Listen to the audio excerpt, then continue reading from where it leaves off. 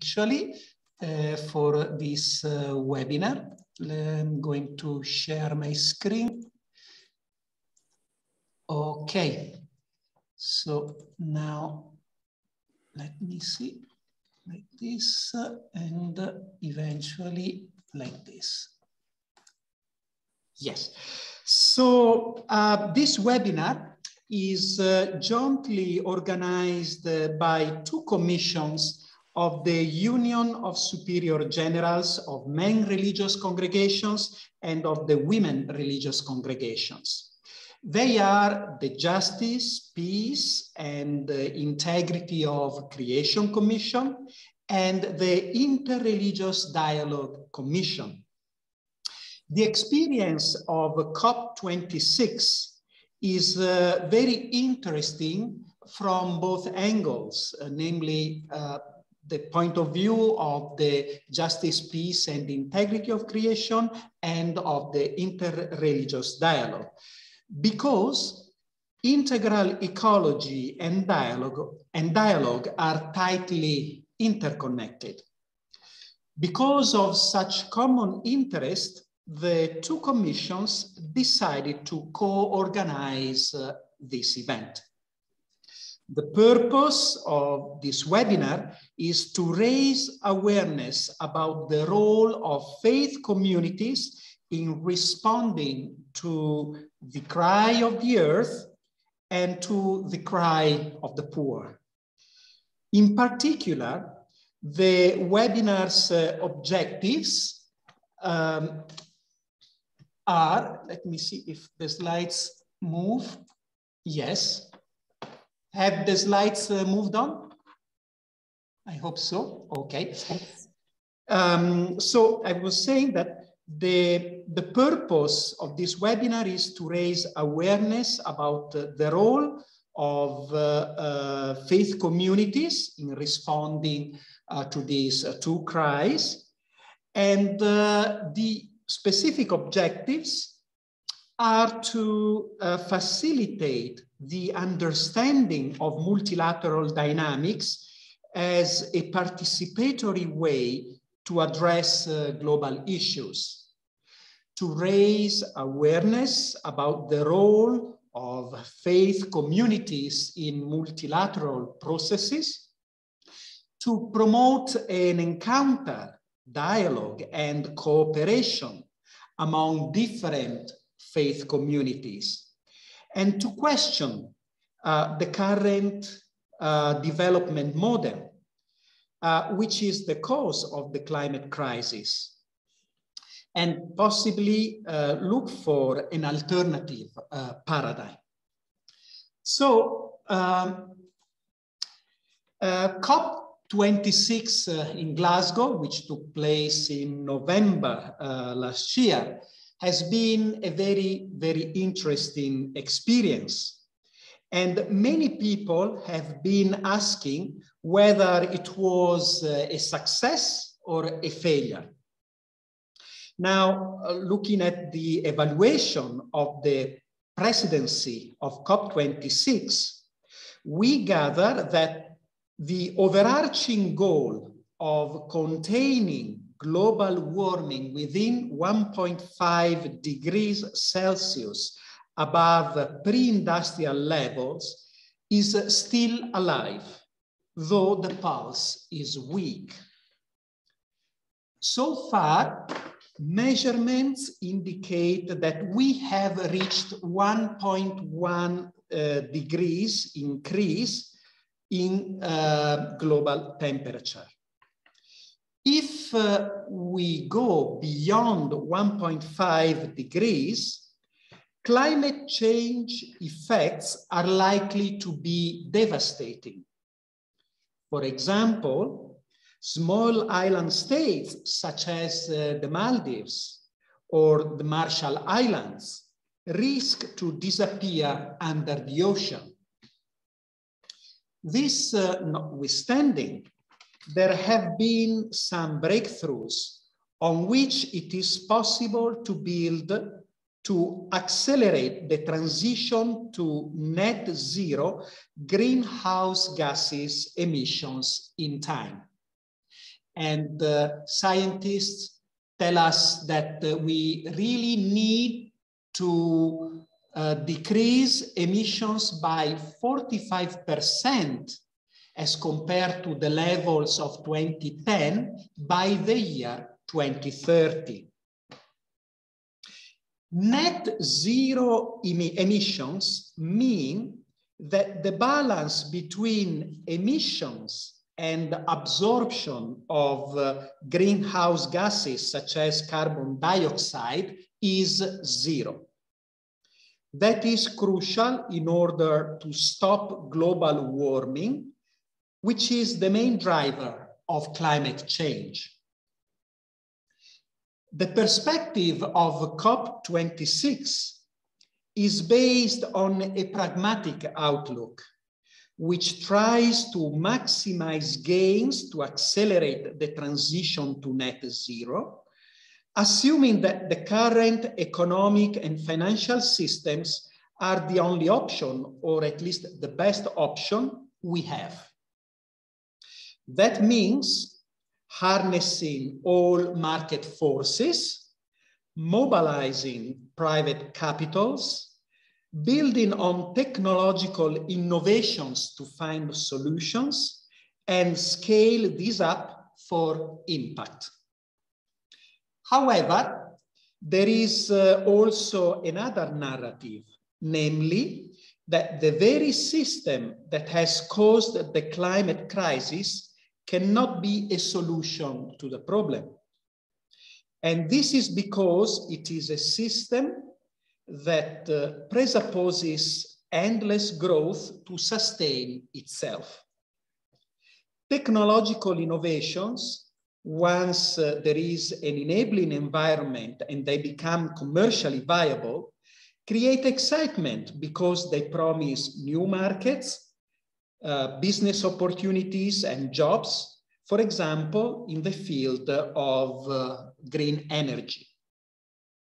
However, civil society movements and indigenous peoples hold that these are false solutions, which simply shift the problem somewhere else rather than solving it.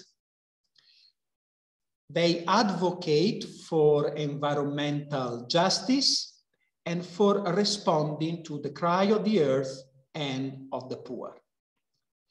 Therefore, they call for a more holistic perspective, one which is human rights and ecosystems based. Civil society is aware that we won't solve the climate crisis unless we land onto a different model or paradigm of development. And this is the message that indigenous peoples, youth and women organizations, environmental organizations, and faith-based organizations, among others, are sharing and promoting in their advocacy work.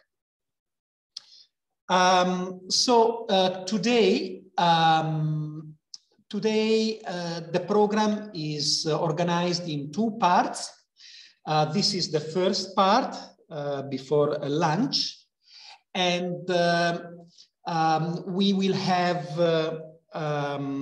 first of all a presentation on multilateralism in dialogue by Ambassador Chris Trott, and he will present the functioning of multilateralism and the challenges in relation to the climate crisis and peace in the world.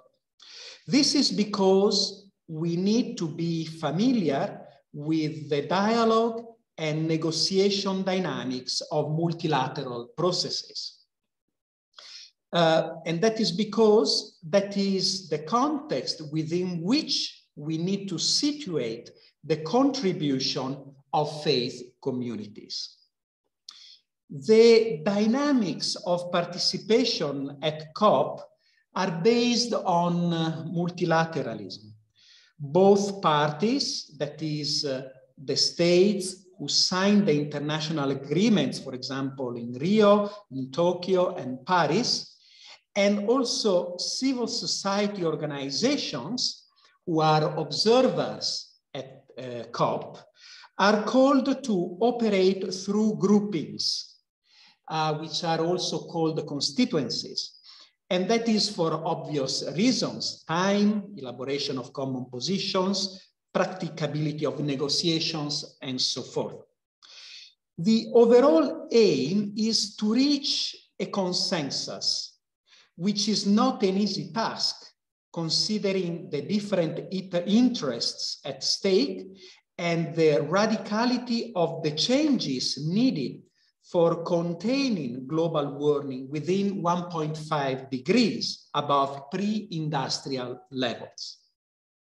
So we would like to understand what dynamics of dialogue are at play, both at the level of these groupings or constituencies and between the different groupings. For example, what are the main mechanisms for dialogue? What preparation is needed? How do negotiations take place? How is consensus reached? Is there hope in this process of dialogue, and why?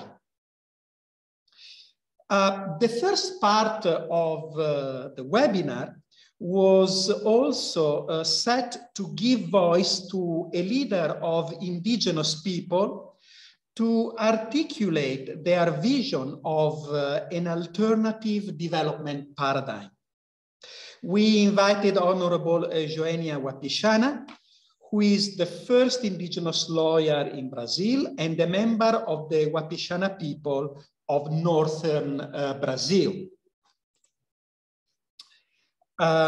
She became the first indigenous lawyer to argue before the Supreme Court of Brazil, and she is the current president of the National Commission for the Defense of the Rights of Indigenous Peoples. She was elected federal deputy for the state of Roraima in 2018 general election. And Ms. Wapichana is also the first indigenous woman elected to the Chamber of Deputies. Among various recognitions and awards, she received the Ordem do Mérito Cultural by the Brazilian government. That was in 2010. And in 2018, she was awarded the United Nations Prize in the field of human rights. Unfortunately, Ms. Wapichana today cannot be with us. Yesterday, the Free Land Camp, which brings together thousands of representatives of most of the 305 original peoples of the country, started in Brasilia. And now, in this moment, the tension is very, very high. And it is about the indigenous struggles. This year's theme is retaking Brazil, demarcating territories and villagizing politics. And this is the 18th edition of such a free land camp. And now, you see, the historical and political context of Brazil at this time is one of high tension because of the state offensive against indigenous rights, mainly in the form of the so-called death projects in progress in the National Congress. One of the main agendas whose consideration has passed to urgency in the House of Representatives is the bill number 129 of 2020, publicly championed as a priority by the Bolsonaro government. And this is the bill that allows indigenous lands to be exploited for mining, hydroelectric, and large-scale infrastructure projects. In short, the tension is very high at the moment, and Ms. Wapishana today cannot be with us. At any rate, the perspective of civil society will emerge in the second part of this webinar in the afternoon, after lunch.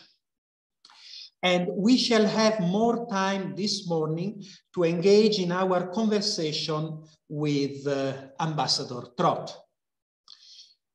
After lunch, the second part will zero in on the response of in the response to the climate crisis from faith communities.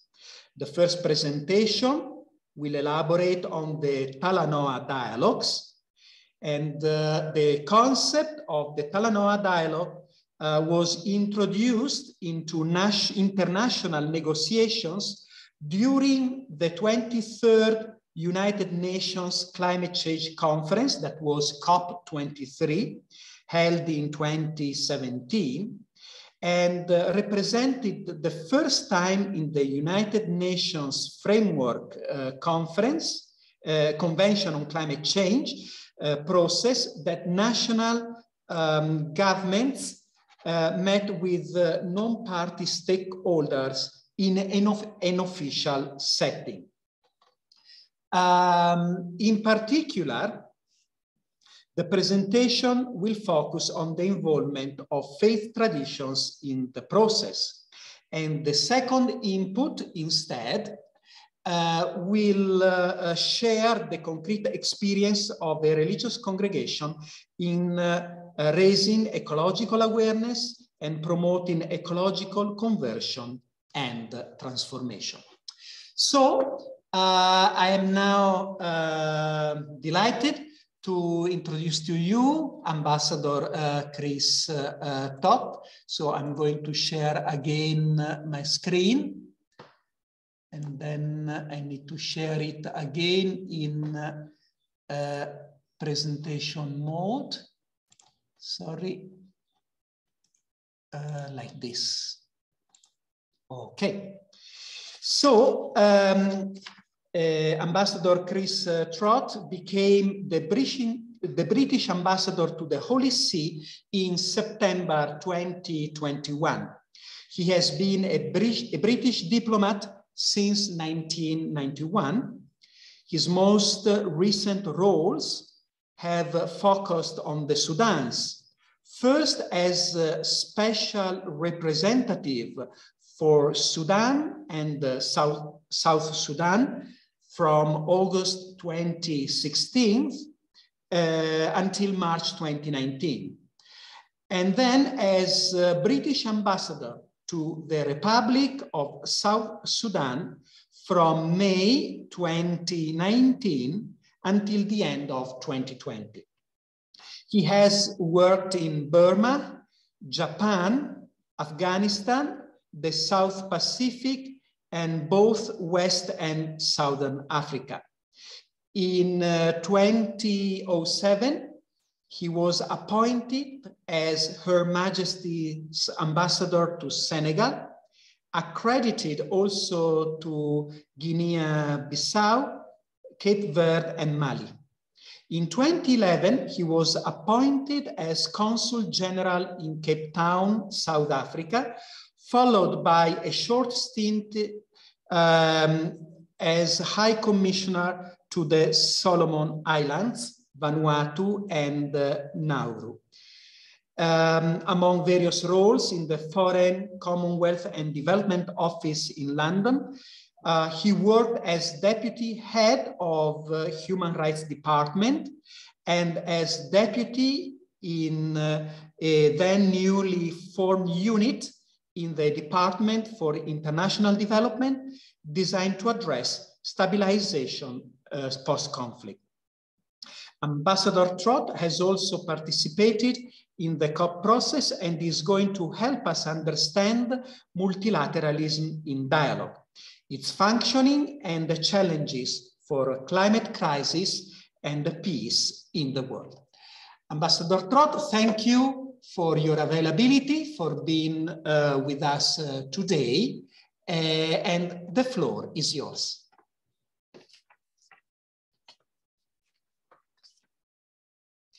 You need to unmute your microphone. Yeah, thank you very much indeed. I hope everyone can hear me. Very well, thank you. Right, great, thank you. Ladies and gentlemen, dear friends, I'm extremely grateful for that very kind introduction and for the honor of accorded to me of your invitation to speak to you today. The subject of today's conversation is extremely important to me personally, and lies at the heart of my decision to apply to be the British ambassador to the Holy See, given my previous experience and the importance I attach to multilateral solutions to global problems. It is why I find the Russian invasion of Ukraine and the devastation that is being inflicted on the whole nation, effectively at the whim of one man, so abhorrent. Just as I found the conflict in South Sudan, for which you could argue a small handful of men, and sadly they are all men, hold responsibility for destroying the lives and the futures of the people they claim to govern, equally unacceptable.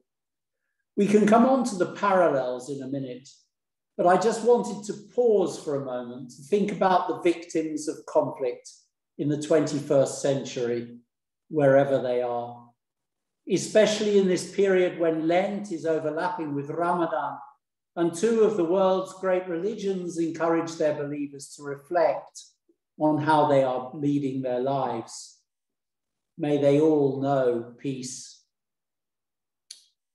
Today, we're looking at the role of faiths in tackling one of the greatest, some would say existential threats humankind has faced in its history on this planet.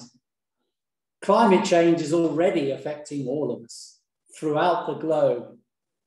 For some, for the time being, the consequences are merely irritating, but for others, the impact is already devastating. In my experience, I have seen whether you are a Solomon Islander whose ancestral land has been lost to the sea, or a Fulani cattle herder in the Sahel whose grazing land is drying out, and who is therefore finding yourself pitched into often violent conflict with your neighbors as you look for new pastures. Your lives are already changing beyond recognition as a direct consequence of our taking for granted our common home. If you will forgive a sweeping generalization, the lessons from the first few millennia of human history taught one thing above all others, that traditionally might ended up being right. Whether you were a Babylonian in the time of Nebuchadnezzar, a Persian in the time of Cyrus, Greek in the time of Alexander, Roman in the time of Augustus, or more recently French at the height of the Napoleonic Wars, or perhaps British in the reign of Queen Victoria, you saw the solution to international problems as being through the barrel of a gun, or whatever the Chaldean equivalent was in the time of Nebuchadnezzar. It was not really until the early 20th century that the international system began to seek a better way to end a crisis. First with the League of Nations at the end of the First World War, and then when that failed dramatically, with the United Nations in the 1940s. Consensus coalesced around the idea that a dialogue involving many state actors treated equally, whether they were big or small, so from Nauru or the Holy See to continental-sized countries like Russia or the USA was a better way to address traditional disagreements. Initially over territory or borders, and then gradually the much wider range of challenges that we face now as a global community that can only be addressed through a common sense of purpose with agreed objectives and with solutions that require acting in partnership rather than in competition. To many, this evolution felt inevitable. And perhaps sadly, with hindsight, we were all a little naive, such as when, after the fall of the Berlin Wall, Francis Fukuyama talked about the end of history. Putin has shown us that one autocrat can still unilaterally decide to ignore accepted norms of behavior to try to change the facts on the ground with brute strength. And we are all conscious of other leaders who would happily follow his example if he succeeds. Hence the conviction in many capitals, including my own, that this is a conflict with global consequences for a system based on rules and cooperation between states versus one based on power and size. This system of rules has gradually developed to allow us to address conflict in a regional or in a global conflict context, to try to find agreements that are sustainable and allow those involved, including, most importantly, the victims, to enjoy the fruits of peace. I was involved, as you've heard, in one of these processes in my last job. As envoy for the Sudans, I was directly engaged with the different actors, both governments and those seen as rebels, in trying to end long-standing civil wars in the two countries. My role, however, was a supporting one. In both cases, the processes themselves were rightly led by the region. For Sudan, it was the African Union.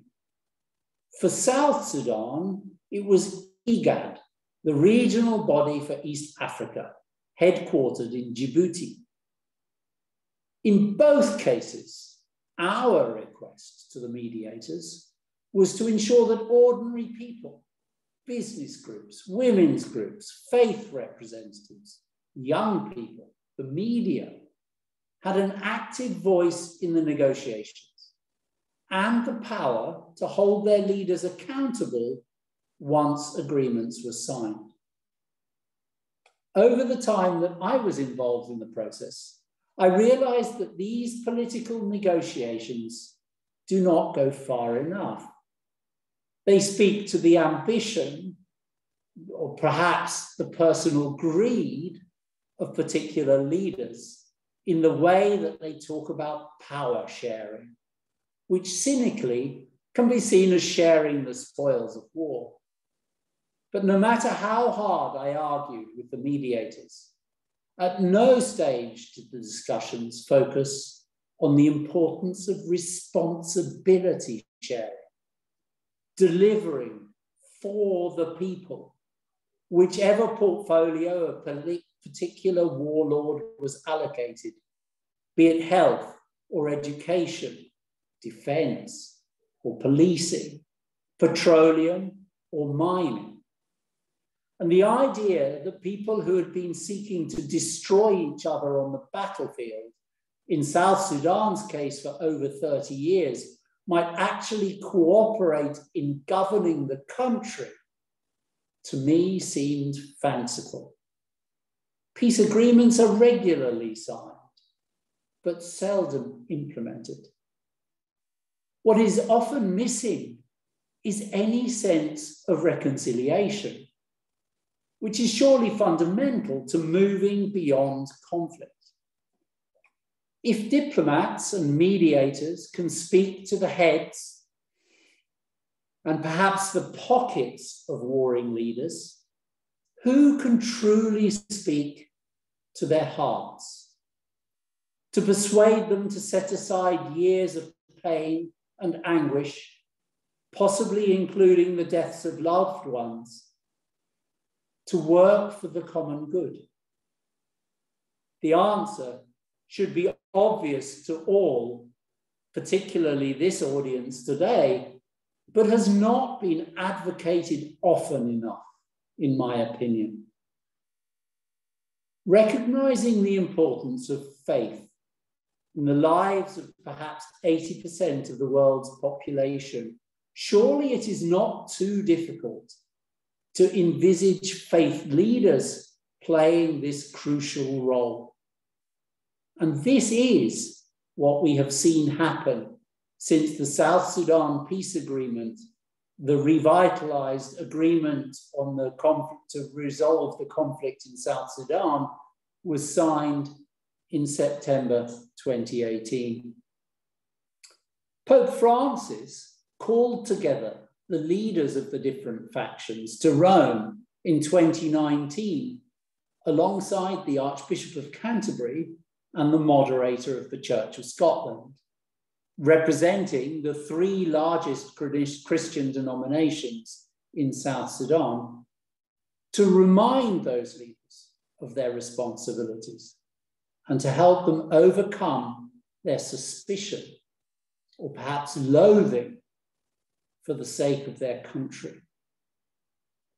In an unscripted act of astonishing humility that brought many watching to tears, the Holy Father got down on his knees and kissed their feet in his appeal for peace. While the agreement is still not being implemented as we would have wished, the same three Christian leaders led by the Holy Father have announced that they will travel together to Juba in July this year for a follow-up meeting, during which they hope the leaders of the country will recommit to the common good. Just as my successors as envoys or ambassadors are working on the same issues through the lens of the political process, surely this double-pronged approach to the hearts and to the minds makes sense, especially in the 21st century. As in conflict, so might it be on climate. Multilateral discussion of thematic issues or common challenges first began with attempts to agree the rules of conflict over 100 years ago. Both the Geneva and the Hague Conventions showed a willingness to accept common standards of behavior, even in times of war. And this is where it's so shocking seeing pictures from Bucha in Ukraine over the last 24 hours, where these common standards have been violated. But these standards were based in principle on the value of human dignity.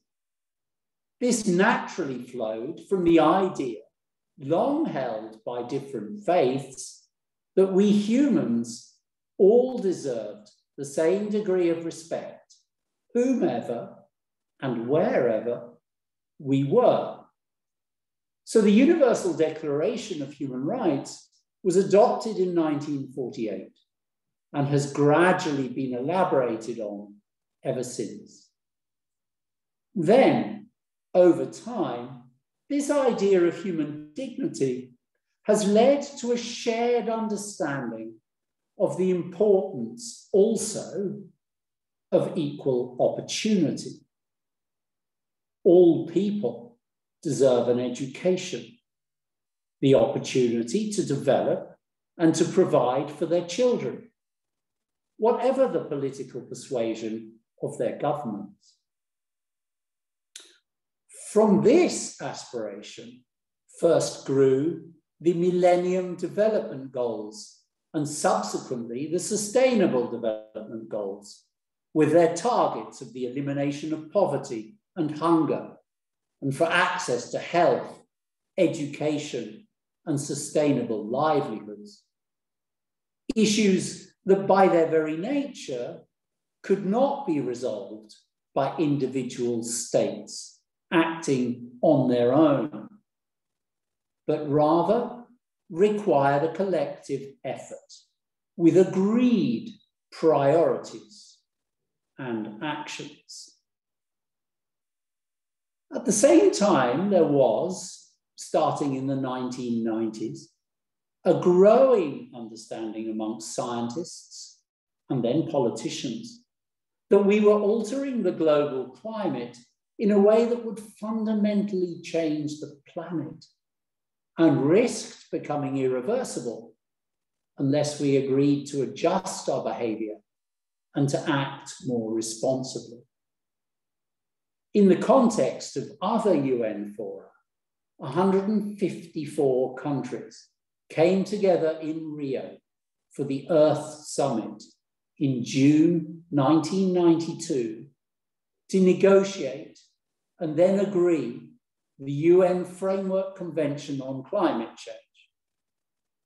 According to this convention, we were collectively committed to reduce greenhouse gas and carbon emissions to protect the global climate system.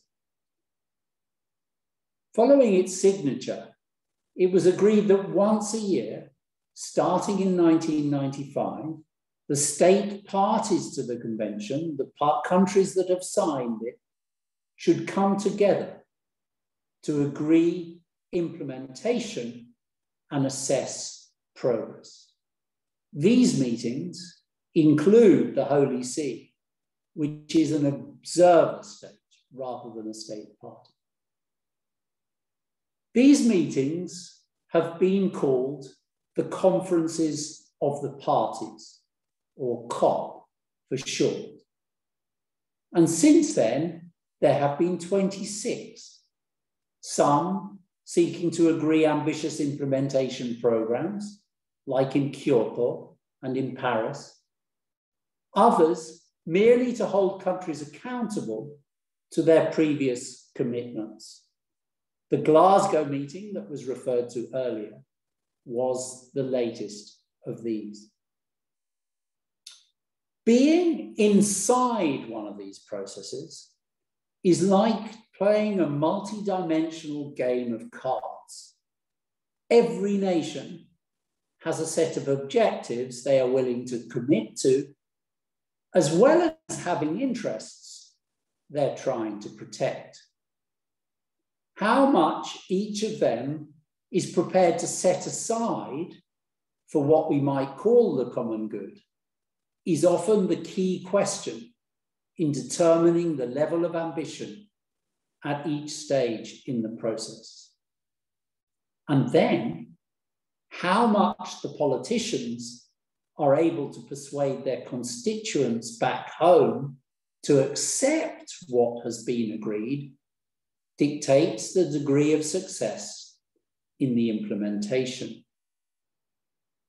Here again, as with the implementation of peace agreements, you are talking about both hearts and minds. In this context, in the run-up to the Paris COP in 2015, Pope Francis published Laudato Si, from which the inspiring prayer was taken that we began this meeting with, reminding those gathering for the negotiations of their responsibilities for the planet and for future generations, regardless of what their short-term national political interests. And it was this that inspired the UK as president of COP26 to work with the Vatican and the Italian embassy to the Holy See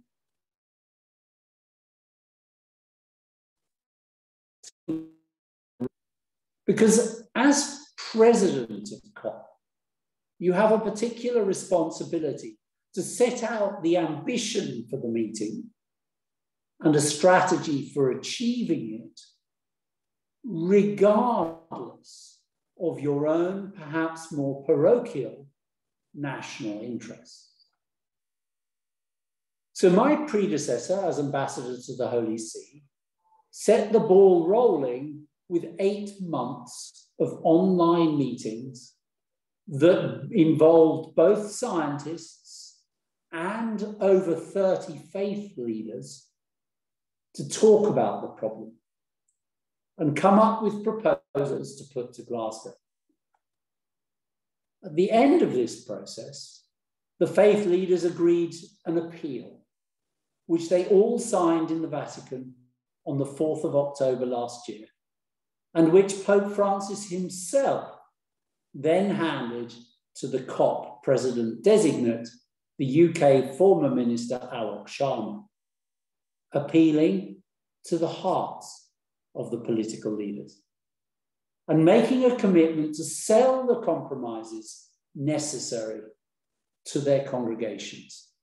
Again, appealing to the hearts of the people to supplement the persuasion of their governments. Because success will require us all to adapt our lifestyles for the sake of our children. A sacrifice that should feel natural, but only if we are convinced in our hearts that it is necessary or worthwhile. My thesis today has looked at the importance in this modern world of the rules-based multilateral system and the fact that there is a central role for faith and faith leaders in ensuring its success. And I touched on the current challenge Putin is making to that system. He was hoping that having swallowed parts of Georgia in 2008 and Crimea in 2014, a further expansion into Ukraine would be accepted without protest by the international community. But the system has thus far stood up to that challenge, led by the extraordinary bravery of the Ukrainian people. This conflict will need to be brought to an end, preferably sooner rather than later, within the context of this multilateral system, ensuring the aggressor is not rewarded for his crimes and that the victim's pain and suffering is acknowledged, as well as their aspirations for the future of the country they are so determined to protect. But we will also have to recognize the way the Russian people have been lied to by their leaders as we seek to reconcile them with their Ukrainian cousins. Just as sadly, some parts of the religious establishment have allowed themselves to be instrumentalized for the sake of war, so surely faith leaders have a critical role in mediating for and then rebuilding the peace. Hence our welcome of the Pope's offer to bring the two sides together and to support a peace process. The one that finally allows Ukraine and Russia to coexist side by side as independent and sovereign nations, respecting each other's rights to choose their own futures. This crisis has threatened to overthrow order in today's world. My vehement hope is that its resolution will reinforce the system of rules to ensure that no other country or territory finds itself falling victim to the greed and arrogance of a neighbor. Then finally, we can talk about global peace. I would like to conclude my intervention with a thanks and a request. Thanks to Father Peter for giving me this chance to speak to you today. And a request that over the course of your discussions today, you think about how you, collectively and individually, as respected leaders of your faith communities, can best work in support of this global system, which may not be perfect, but which gives us the best possible chance to protect our planet and ourselves from the harm that sadly we humans are still capable of doing to each other, as Pope Francis himself pointed out on his way back from Malta yesterday. I thank you for your attention, and I hand back to the moderator. Thank you. Thank you, Ambassador. Indeed, this is really, really helpful. You helped us to put the multilateral process into perspective, both for what concerns peace, peace in the world, and also for the climate crisis. And you helped us understand the importance of having rules that lead us into cooperation rather than conflicts, rather than competition that leads to violence and conflicts. Also, I think you helped us perceive the complexity of this process.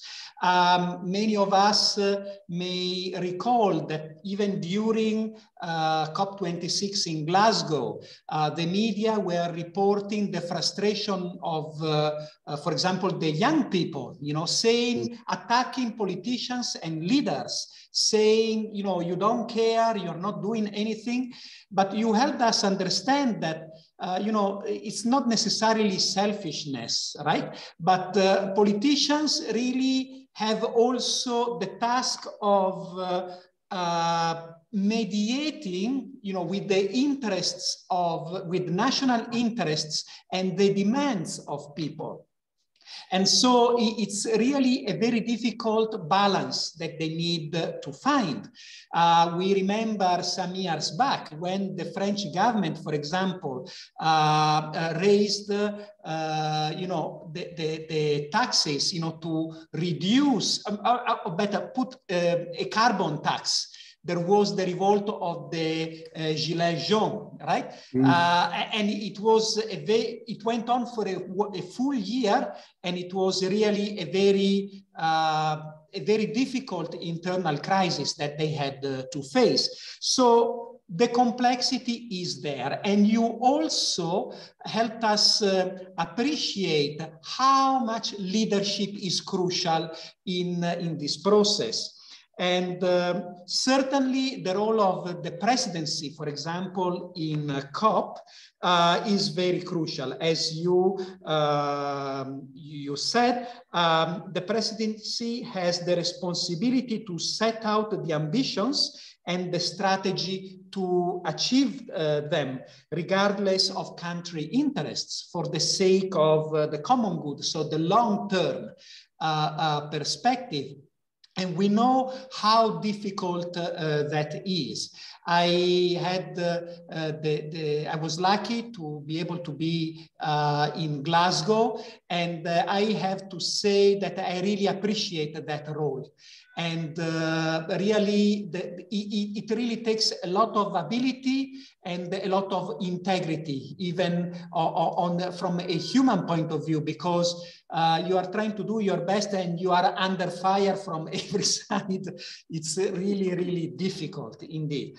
But definitely the role of leadership is very important.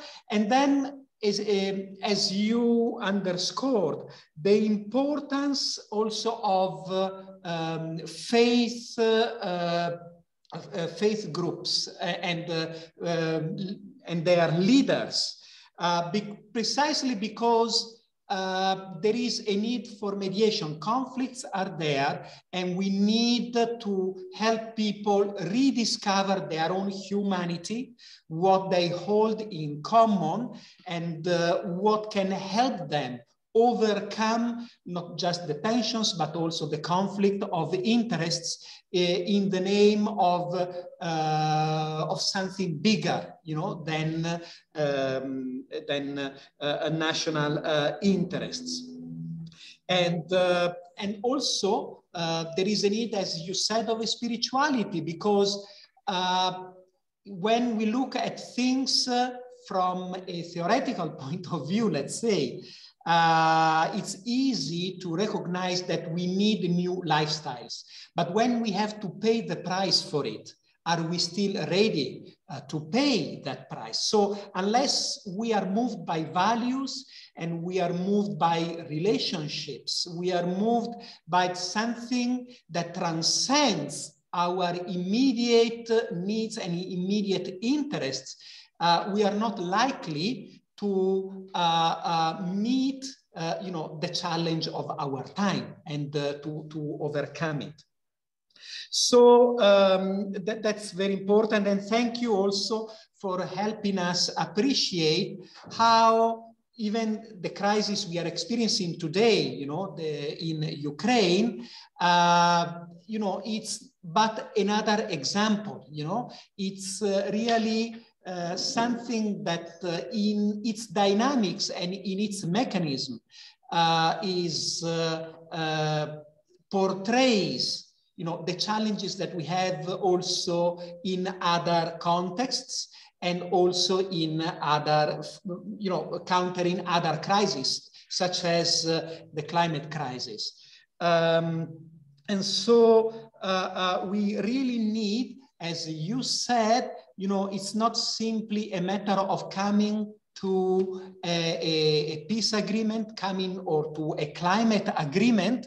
You know, it's also a matter of undertaking a process of reconciliation, because we are all affected by what is happening, be it climate or be it war. And, you know, it's not just a piece of paper that gives us the solution, but it's a journey. It's a journey of a shared humanity, so that we may arrive at coexisting side by side, respecting each other's rights, each other's needs, each other's humanity, a humanity that we hold, you know, in common. So thank you so much for all this. And I think we can take a few minutes of pausing so that we give respite to our interpreters. And we take these 3 to 5 minutes to write our questions and comments in the chat. As I said before, unfortunately, we don't have Joenia Wapishana with us this morning, but on the other hand, we had the advantage that we can give more time to this conversation. So we take a few minutes pause. Please write your comments and your questions in the chat. And I take this opportunity also to thank Ambassador Trott for giving us more of his time to respond to that.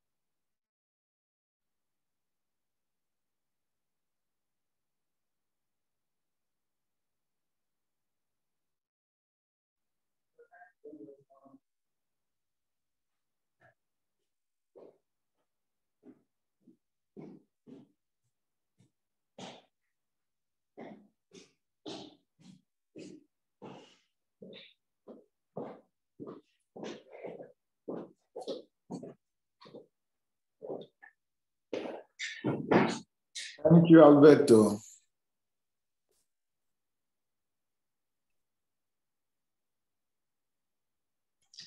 Thank you, Joseph. Thanks, good moderation. Thank you. Yes.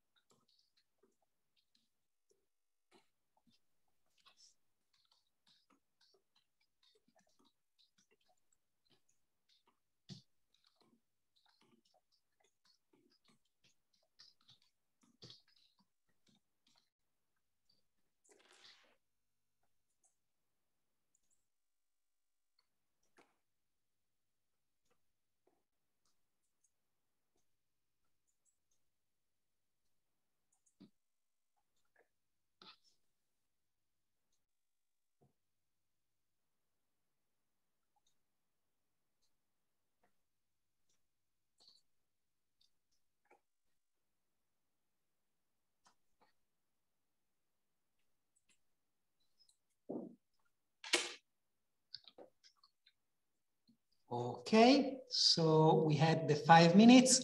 So, Ambassador, here we have the first questions coming. You can see them in the chat. So the first question in French is asking where we can inform ourselves about the rules of the multilateral system. That's a really interesting question.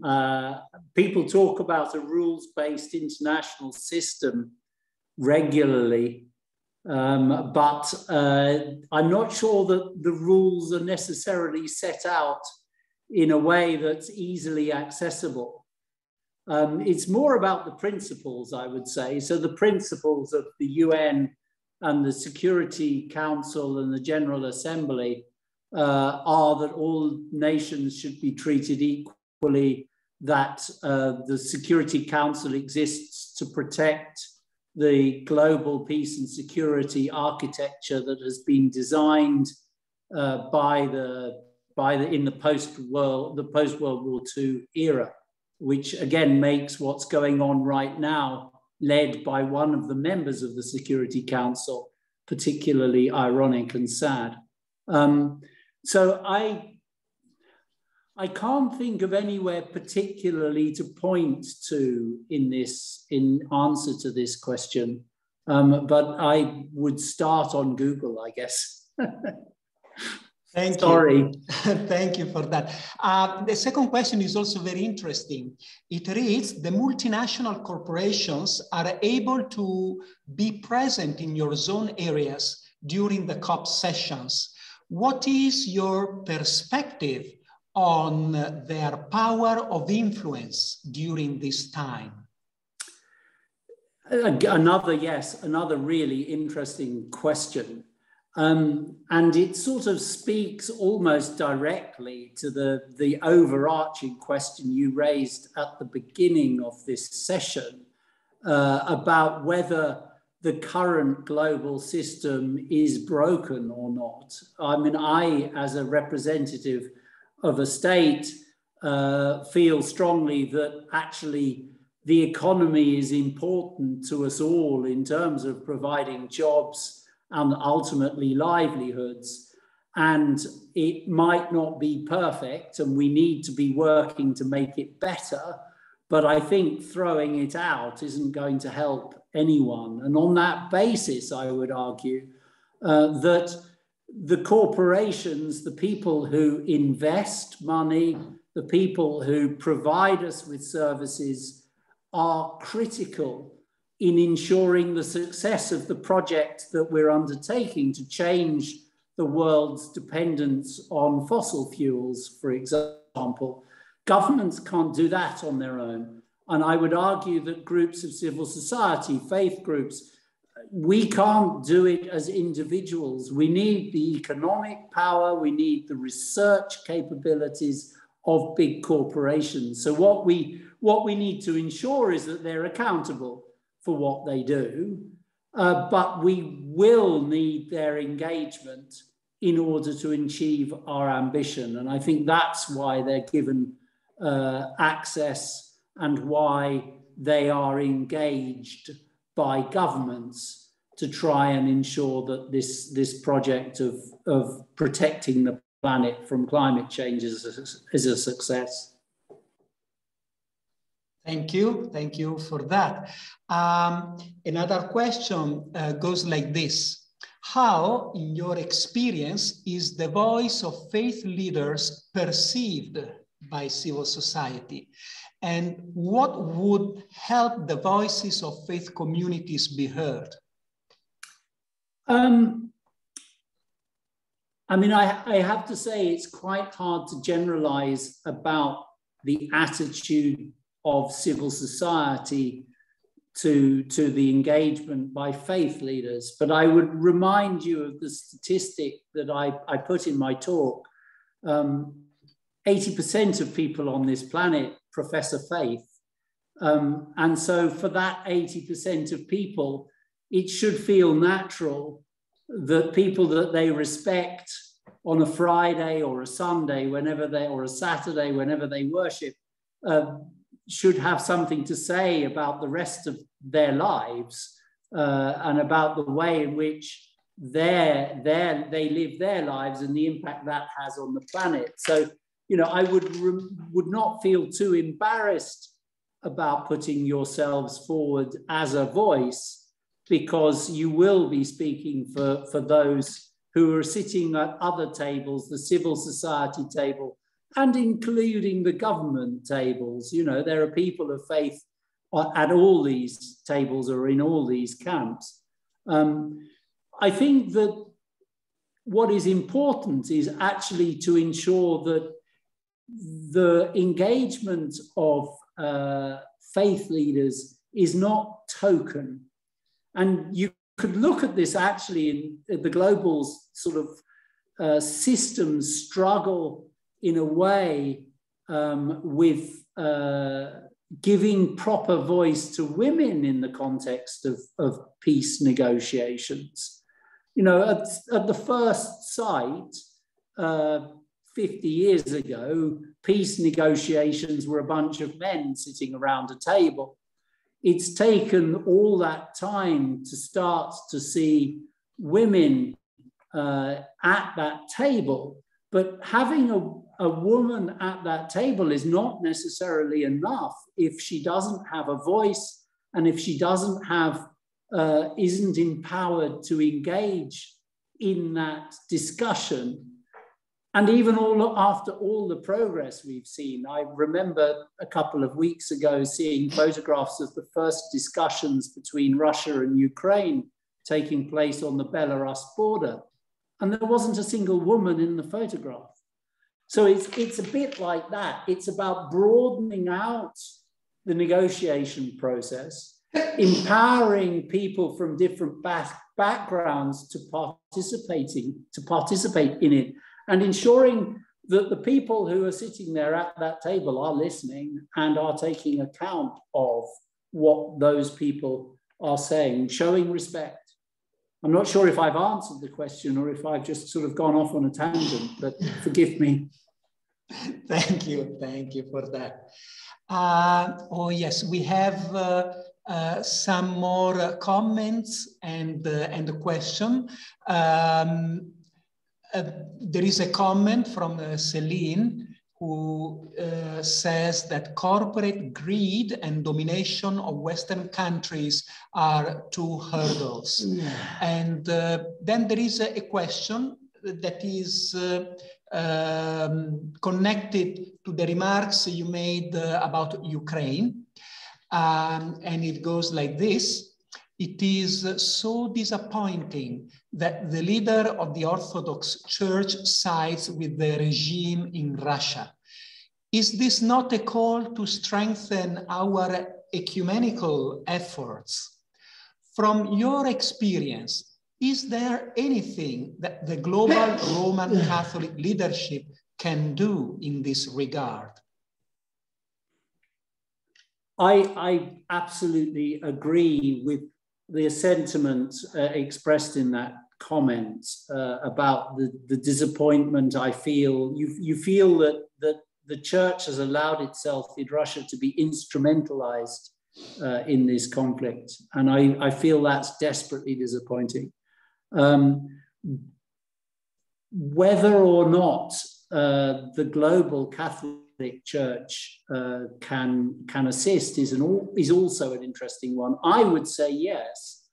I would say yes because the Catholic Church, and particularly for Pope Francis, engagement with the Orthodox Church has been a critical part of his ecumenical mission, and building bridges across different denominations in a way as we're trying to see in South Sudan, where you have, sadly, the groups, although these conflicts are not seen as religious conflicts or interdenominational conflicts, you have seen the majority of the South Sudanese who profess a sort of allegiance to Presbyterianism in one camp, and those who profess an allegiance to Catholicism, Roman Catholicism, in a different camp. You have seen actually the leaders of these three faiths, if you can call it that, these Christian denominations, the Holy Father, the Archbishop of Canterbury, the moderator of the Church of Scotland, can play a really powerful role in building bridges between different groups. And one would hope that the same could apply in the context of the Ukraine conflict as well. And maybe not the patriarch in Moscow who has tied his colors to one particular mast, but the different allegiances of orthodoxy within Ukraine might play a really crucial role in reconciling different communities going forward. Thank you for that.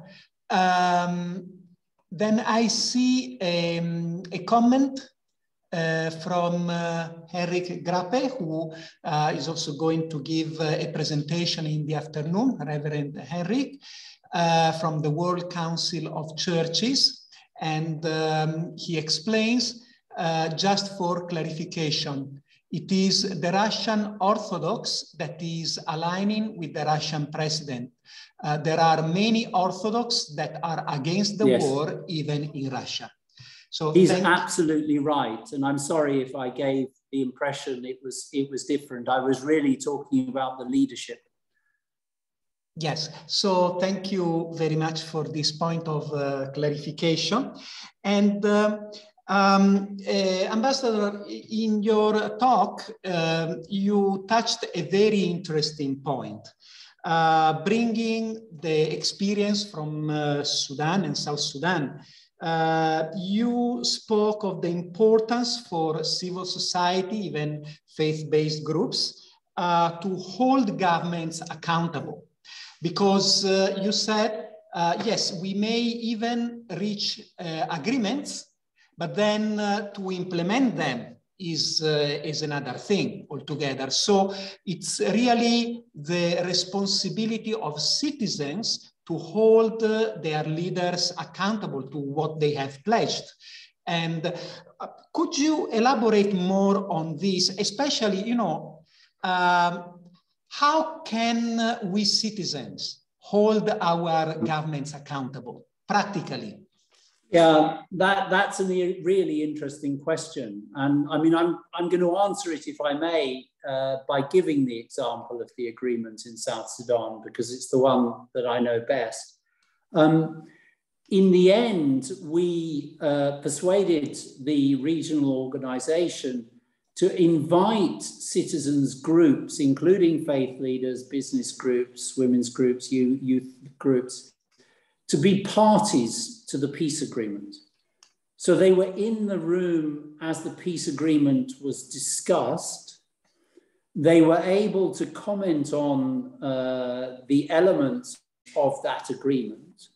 And at the end of the negotiation, they were also then invited to sign the agreement as participants in the agreement. So the structures that were then created to implement the peace agreement included in them, at every level, representatives of civil society.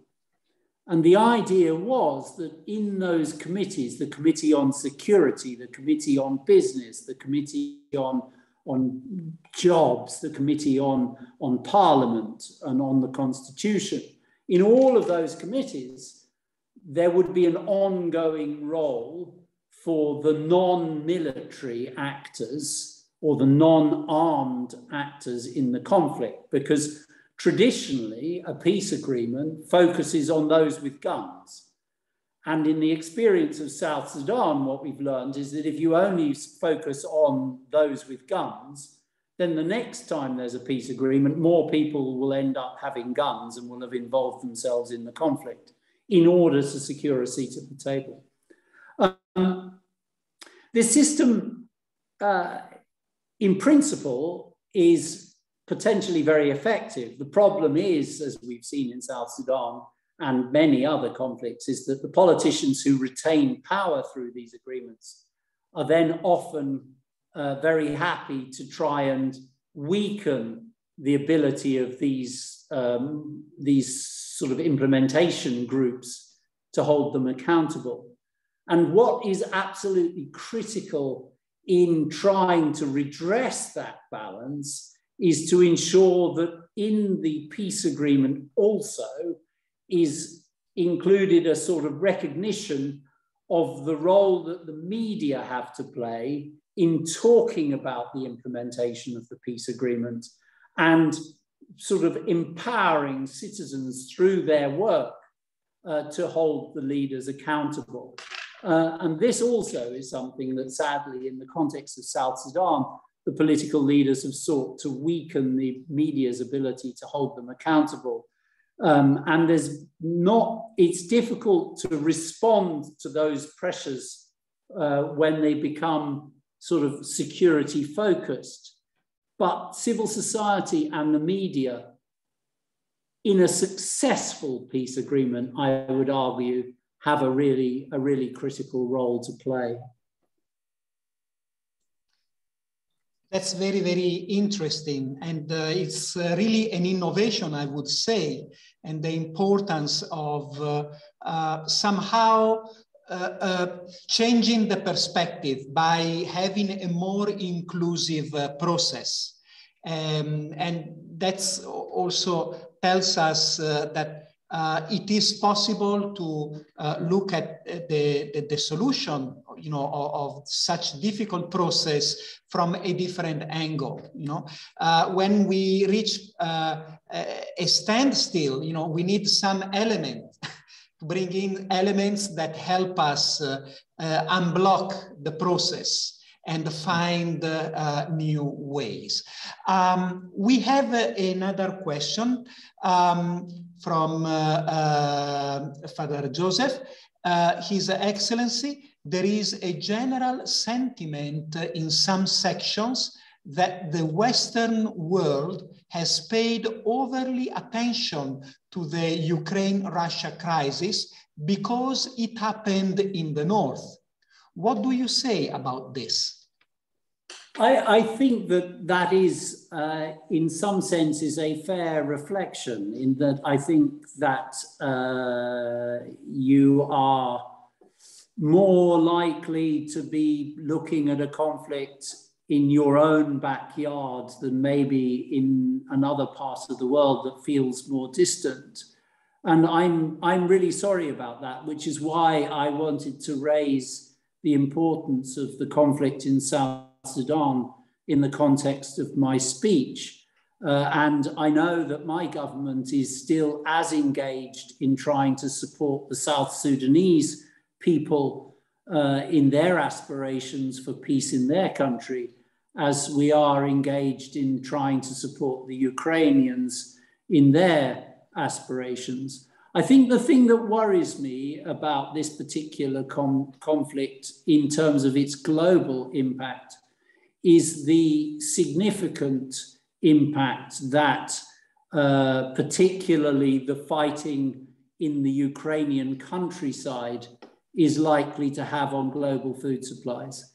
And this is something that is absolutely essential to us as we seek to tackle famines in places like Yemen, in places like South Sudan, in Afghanistan, in a range of countries across all parts of the globe that are facing massive food shortages, often, as in the case in South Sudan, man-made food crisis, because it's the conflict in South Sudan that's caused the lack of food.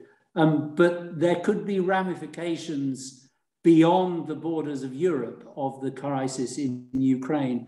And I would come back to the point that this example of conflict is a 19th or 18th or 17th, I mean, it's a historical conflict where one neighbor has coveted the garden of a neighbor and has decided to seize that garden through strength.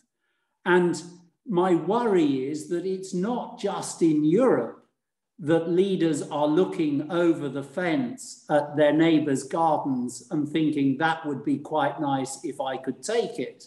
And so it's not just going to be in Europe that this example is repeated if the world's system of rules and laws that has developed in the 20th century is seen to have failed in protecting one state from another just because one state is bigger than the other. One state sees itself as more powerful than another.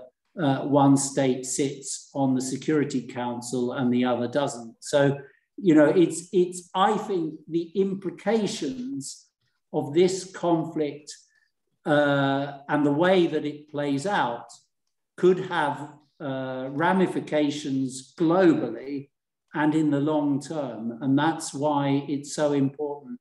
And I'm sure we can all think who those people might be that are coveting their neighbors' gardens. And I don't need to elaborate here. Yes, and certainly the importance of dialogue in these processes. So if, of course, the dialogue over peace is what is on the news every day at this time. But if we go back to the process of COP, what does give you hope in this dialogical process? We ended the COP26 on a mixed note. Yes, progress was there, but we saw that we are still very far, you know, from where we are supposed to be. And we know how hard it is to make progress, along this way. So what is it that personally gives you hope in dialogue and in particular in this COP process? And I think we have to recognize, and I think we always recognize, that COP26 was never going to be a single defining moment. It could never be a single defining moment. You had 190 countries acting as part of a process who all needed to come to the same set of conclusions at the same moment in history. And that was very ambitious. One of the things that did give me hope was that right at the very end of the COP meeting, there was almost an agreement on the world acknowledging together our need to move away from coal. And there was language about a reduction in the use of coal. And 2 countries stopped the conclusions from seeking a reduction. And they sought merely to say, well, we'll just maintain it at a similar level. And those were China and India. And this has always happened in negotiations in the past, that there has been, in a consensus-based discussion, there is the possibility of a single country or 2 countries to interrupt the dynamic of consensus building. But what encouraged me was the sort of global horror of what they had just done. And my hope is that going forward, it's going to get harder and harder for countries to respond in that very self-centered and unilateral way when trying to find some kind of global consensus about making a real difference to our climate and to our emissions. So I think that is a sort of positive negative in a way going forward. The other thing that gave me a lot of encouragement was that we tried this time to take a number of key discussions out of the main body of the conversation. So we had a conversation about agricultural usage. We had a conversation about forestry. And these separate conversations, of which I think faith groups played an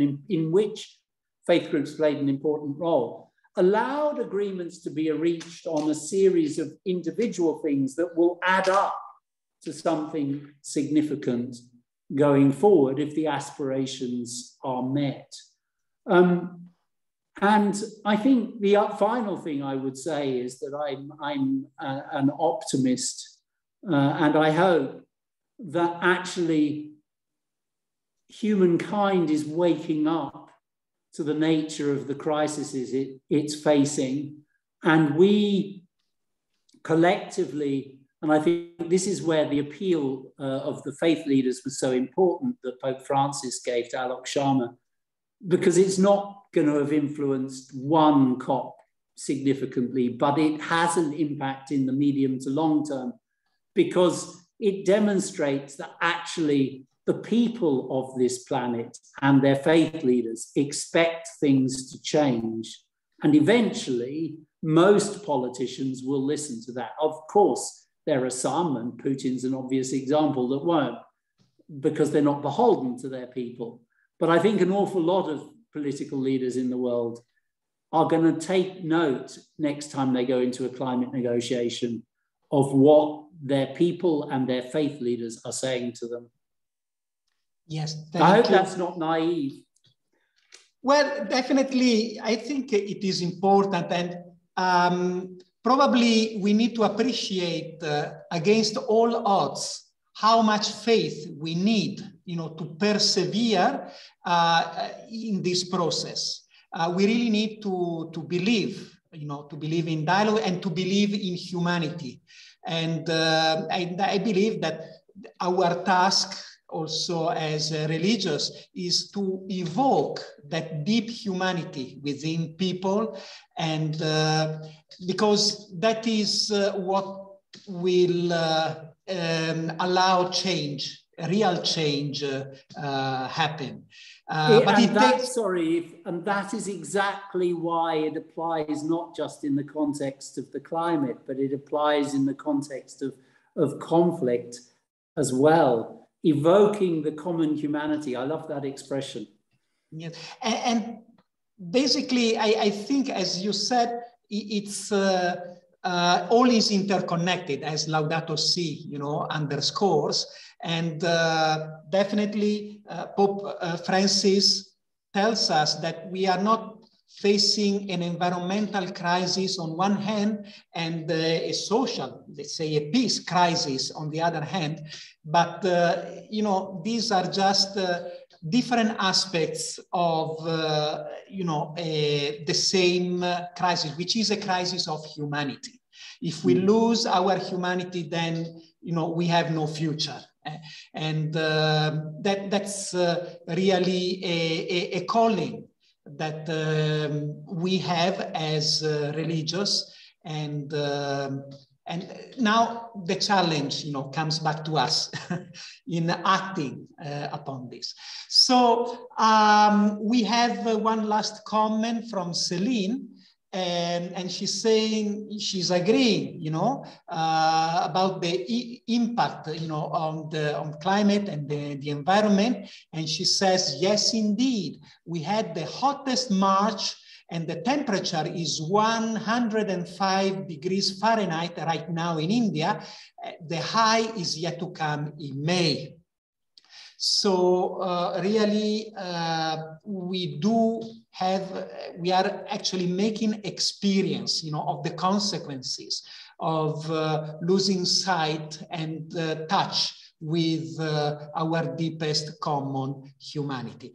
Ambassador Trott, we are so grateful. It has been a pleasure listening to you, interacting with you today, and we hope that this is just the beginning of a friendship that may take us along in a shared journey. I hope so too. Thank you again for the opportunity. Thank you so much. So for those who connected at a later stage, we had announced at the beginning of this webinar that unfortunately our second speaker this morning, Honorable Joenia Wapishana, cannot be with us this morning, and we apologize for that. And so we can adjourn at this point our webinar for the lunch break. I remind you that we are resuming at 2:30 this afternoon. And we are going to have first the presentation of Reverend Henry Grape of the World Council of Churches, who will elaborate on the Talanoa dialogues, faith-based organizations, and role, in addressing the global climate crisis. And then we are going to have Sister Anna Damas and Sister Mary John Kidiu Rupil, who are going to elaborate on the prophetic role of the religious congregations, catalysts in the liminal space. So more is to come. It's really a very interesting and exciting sharing we are having today. I want to thank you all for participating, and please connect a few minutes before 2:30 so that we are able to start on the dot. Thank you very much, and see you later. Bye. Thank you.